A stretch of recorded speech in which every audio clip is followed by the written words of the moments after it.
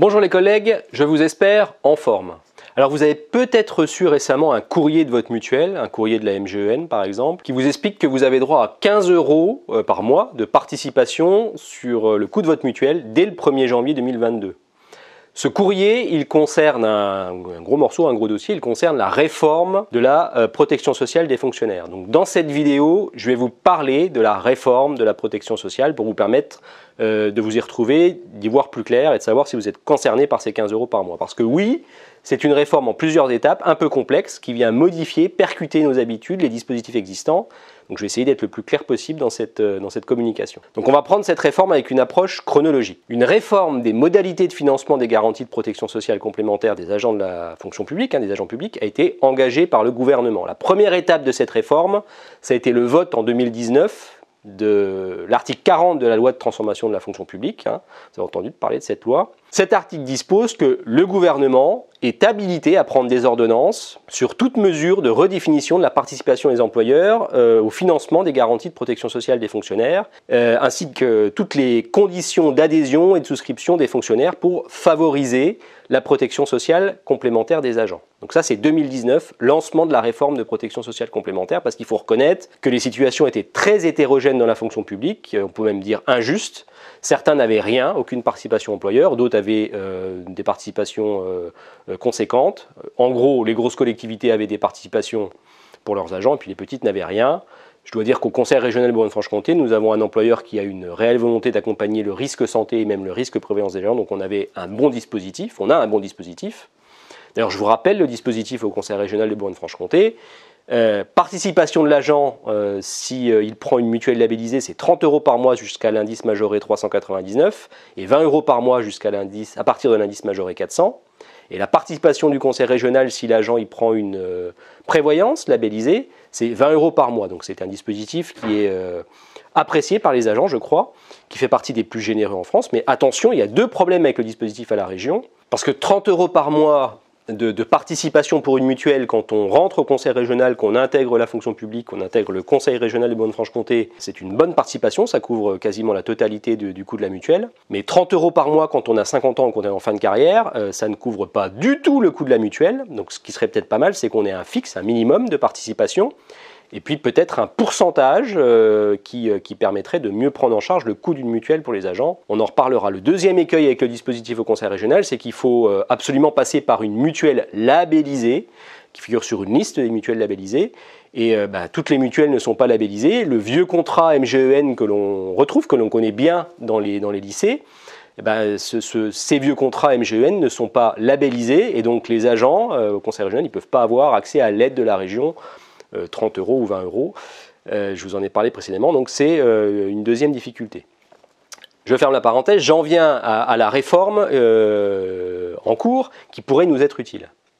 Donc, première étape, la loi de transformation de la fonction publique, article 40, qui autorise le gouvernement à prendre une ordonnance sur la protection sociale complémentaire pour réformer complètement le système. Seconde étape, la publication au journal officiel de l'ordonnance attendue, l'ordonnance donc publiée en février 2021, l'ordonnance du 17 février 2021, qui fixe des principes qui seront communs aux trois fonctions publiques. Fonction publique d'État, fonction publique hospitalière, fonction publique territoriale. Il y a des principes communs sur la réforme de la protection sociale. L'obligation d'une participation employeur au risque santé, au risque prévoyance, ça c'est pour toutes les fonctions publiques, une obligation de participation. Une protection sociale complémentaire ouverte à l'ensemble des personnels, pas simplement les titulaires, c'est titulaires et contractuels, quel que soit le statut. L'obligation d'un panier de soins minimum sur la base du SOC applicable aux salariés du secteur privé, c'est l'article L911-7 du Code de la Sécurité sociale. Cette ordonnance, elle prévoit aussi un dialogue social encouragé avec des garanties qui seront à négocier avec les syndicats. Et dans cette ordonnance, il est prévu aussi pour les trois fonctions publiques la possibilité, dans le cadre d'un accord syndical, de prévoir un mécanisme de souscription obligatoire des agents à une mutuelle maison quelque part. Alors évidemment, il y aura des cas dans lesquels les agents ne pourront être dispensés de cette obligation de prendre la mutuelle maison, c'est ce qui existe dans le privé, en fonction de leur situation personnelle, il ne faut pas vous inquiéter. Autre point prévu dans cette ordonnance, le renforcement du rôle des centres de gestion, vous en avez peut-être déjà entendu parler, qui auront désormais l'obligation de proposer une offre en matière de protection sociale complémentaire à toutes les collectivités affiliées au centre de gestion. Évidemment, ces collectivités seront libres, encore une fois, de ne pas adhérer au dispositif proposé par le centre de gestion. Les centres de gestion pourront aussi mutualiser leurs moyens, donc plusieurs centres de gestion qui se retrouvent pour mutualiser leurs moyens afin de souscrire une convention de participation à un niveau qui pourrait être régional ou interrégional dans le cadre de schémas de mutualisation et de spécialisation. Et dans cette ordonnance, il est prévu aussi une application progressive de la réforme à partir de 2022 pour la fonction publique d'État et pour une mise en œuvre au plus tard en 2025 et 2026 pour les fonctions publiques territoriales et hospitalières. Voilà les grandes lignes de l'ordonnance. Troisième étape, je pense que vous avez compris, c'est la mise en œuvre des différentes modalités en fonction de chacune des trois fonctions publiques.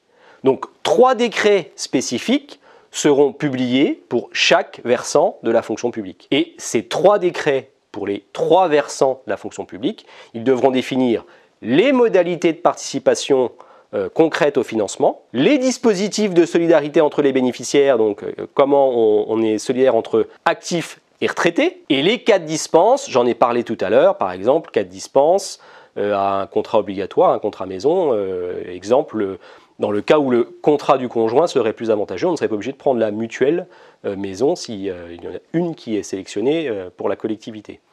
Pour la fonction publique d'État, le décret il est déjà sorti. Il s'agit du décret 1164 publié au journal officiel du 9 septembre 2021. Ce décret porte sur le remboursement d'une partie des cotisations de protection sociale complémentaire destinées à couvrir les frais de santé des agents. Et ce décret il dispose qu'à compter du 1er janvier 2022, les agents de la fonction publique d'État bénéficieront d'un forfait mensuel de 15 € correspondant au remboursement d'une partie de leurs cotisations de protection sociale complémentaire. Et c'est précisément cette information, j'en parlais en tout début de vidéo, que vous avez dû extraire d'un courrier reçu par votre mutuelle et reçu par la MGN par exemple. Le courrier que certains collègues ont reçu de la part de la mutuelle, c'est ça. Il s'appuie sur ce décret publié en septembre 2021. Mais attention, vous l'avez compris, il ne concerne que les fonctionnaires d'État. Pour la fonction publique hospitalière, j'en dis un mot, l'obligation de participation à la protection sociale complémentaire s'imposera à compter du 1er janvier 2026. Donc le décret, je n'en parle pas, le décret il n'est pas encore publié. Le décret sur les modalités concrètes, il n'est pas publié parce que pour la FPH, c'est 1er janvier 2026. Et pour la fonction publique territoriale, la mise en œuvre elle est également plus éloignée dans le temps que pour les collègues qui relèvent de la fonction publique d'État. Alors même si l'horizon est un peu plus lointain pour les fonctionnaires territoriaux, je vais quand même vous donner quelques règles applicables, connues déjà, et donc qui seront mises en œuvre pour la fonction publique territoriale pour vous expliquer un petit peu ce que ça va donner, même si on attend encore le décret. Donc l'obligation de participation pour le risque santé avec au moins 50% de prise en charge du coût de la mutuelle. Et ça, c'est au plus tard le 1er janvier 2026. L'obligation aussi de participation pour le risque prévoyance. La prévoyance, c'est quoi? C'est en cas d'incapacité de travail, d'invalidité, d'inaptitude ou de décès. Et ça sera une obligation d'au moins 20% de prise en charge pour une mise en œuvre au plus tard le 1er janvier 2025. Et les montants de référence permettant d'appliquer ces pourcentages de participation, 50% pour la santé, 20% pour la prévoyance, ils seront fixés par décret non publié à ce jour, vous avez compris, le décret dont je vous parlais il y a quelques instants. Donc on attend ce décret pour avoir une totale visibilité sur les montants que ça va représenter. Et on attend le décret aussi parce que sera inscrit dans ce décret la possibilité d'une négociation collective et d'un accord syndical majoritaire, ce qui est une nouveauté, pour faire des contrats collectifs à adhésion obligatoire des agents publics, adhésion obligatoire évidemment, et contrat qui sera conclu après mise en concurrence. Ça, c'est une nouveauté. C'est ce dont je vous parlais tout à l'heure quand je parlais de contrat maison obligatoire. Je vais terminer cette vidéo en vous disant que